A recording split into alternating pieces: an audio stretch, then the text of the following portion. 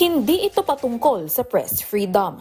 Yan ang iginiit ng kampo ni late Representative Martin Romualdez kaugnay ng kasong inihain ng mambabatas laban sa founder ng online news and commentary platform na Peanut Gallery Media Network o PGMN dahil sa umano'y tangkang pangingikil kay Romualdez ng 350 million pesos sa ibinaba sa 300 million pesos kapalit ng hindi paglabas sa sinasabing expose video patungkol sa umano'y korupsyon ng kongresista. This is not about press freedom. In fact, we encourage people, if they have anything against any person, they can report that to the authorities.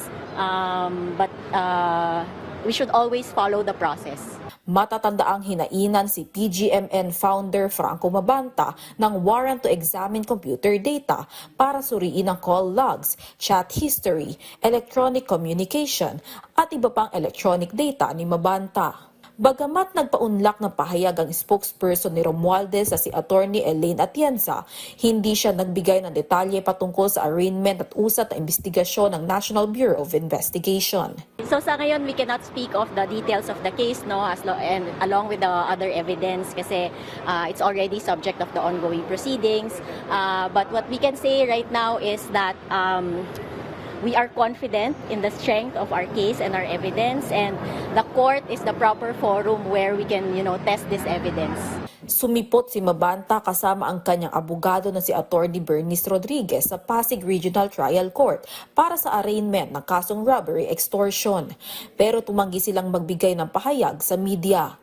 Binuweltahan naman ni Atienza ang mga kumakalat na post sa social media na sinasabing fabricated ang mga ebidensya.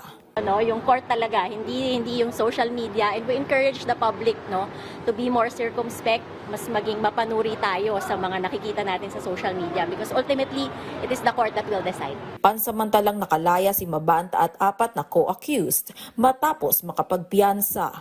Vel Custodio para sa Pambansang TV sa Bagong Pilipinas.